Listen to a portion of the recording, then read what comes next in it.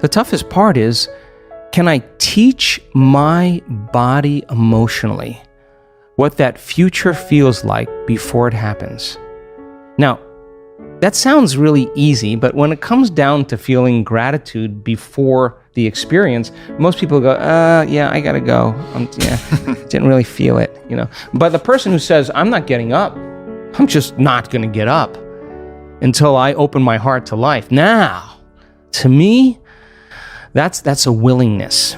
So then as they trade guilt and suffering for joy and freedom and inspiration and a love for life, and they're doing it without relying on anything outside of them, they're going to be more prone to no longer need anything outside of them to make them feel that way. They're going to feel that way naturally, and then everybody's going to be really suspicious, like, he changed his medication. Ooh, he's doing something. He's not telling me.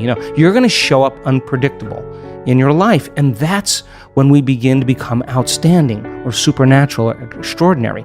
But you can't take any of that with you to become someone else. And if someone says to me, well, I really can't do it because I've had this experience 22 years ago or 30 years ago, I'm going to say to you, that event had such a strong emotion that you haven't changed since that experience. And forget about the experience.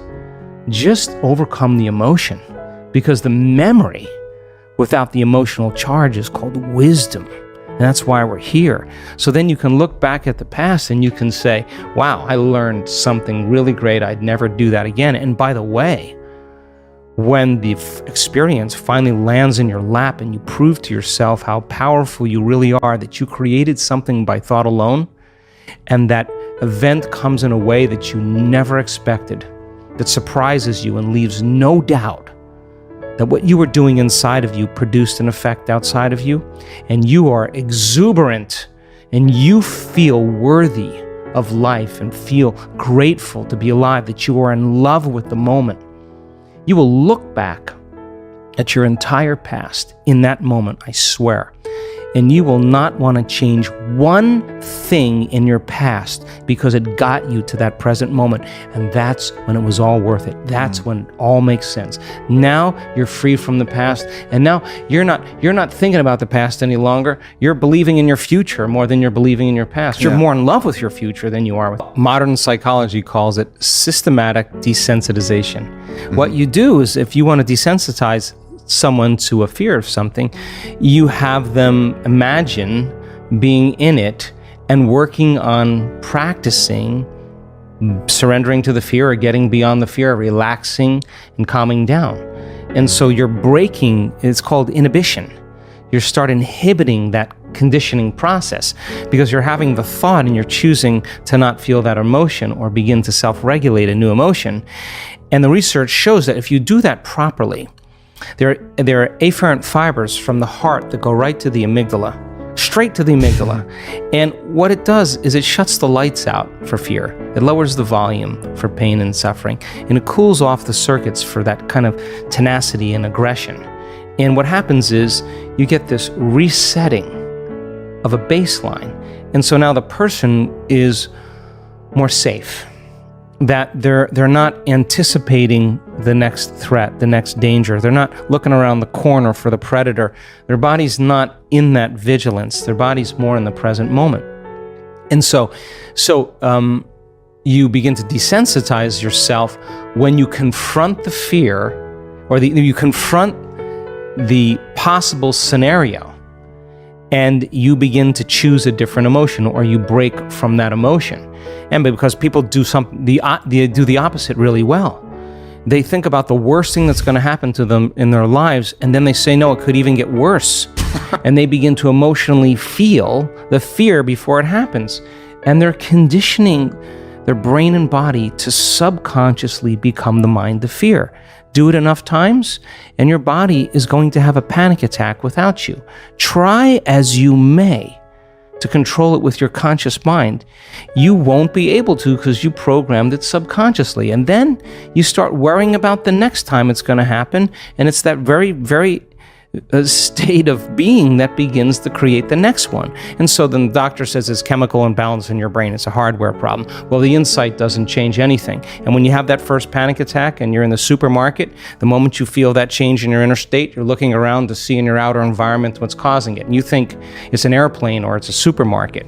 And so then, you take the drug, but the drug doesn't heal the condition. In fact, you'll still stay away from supermarkets or airplanes. So then it's a software problem. Your father was overbearing, was a perfectionist. He was really hard on you. So now you have the insight. My father was overbearing. Does it heal it? No. So then you go to the psychic. The psychic says that you were burned at the stake in the 1500s. You were a charismatic Christian in the south of France. Oh, yeah, now you start reaffirming it. Yeah, this is why I am this way. Or Mercury's in retrograde. Really? 93 million miles away, some planet is controlling who that's what's reason for my fear. People will come up with all kinds of reasons, but sooner or later, you're going to have to confront yourself. We have hundreds and hundreds and hundreds of brain scans of people who have had anxiety and that just don't have it anymore. These are professionals. These are dentists, engineers.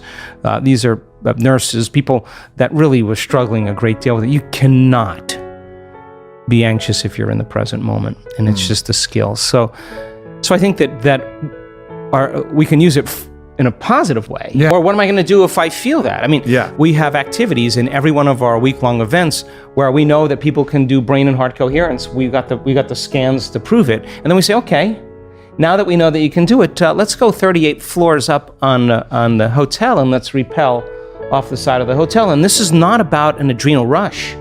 This is actually about the opposite. We got heart rate monitors on them. And this is the moment. This is a moment when you're standing up there. Can you breathe? Can you stay in your body? Can you relax? And the more you rehearse, I always say to them, what are you going to do when you get up there? Because if you don't know what you're going to do, you're going to throw a program in there and you're going to get fearful and go unconscious. But if you can stay conscious and you're reviewing what you're going to do and you start practicing, you're priming your brain and body for that experience. So what's the significance of that? Overcome that in brain and heart coherence, you'll walk into your life and you'll use the same thing in the same circumstances when you're faced with fear in your life, and you won't be gripped by it.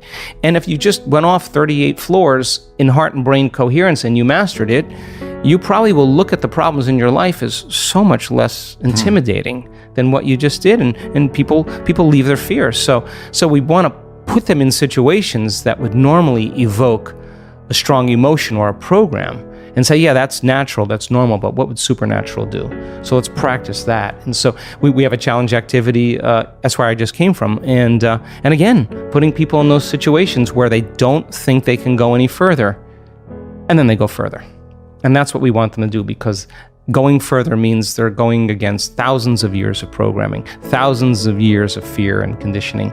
And when it happens, they're liberating energy. And that's available energy for them to heal with. That's available energy for them to create a new life with.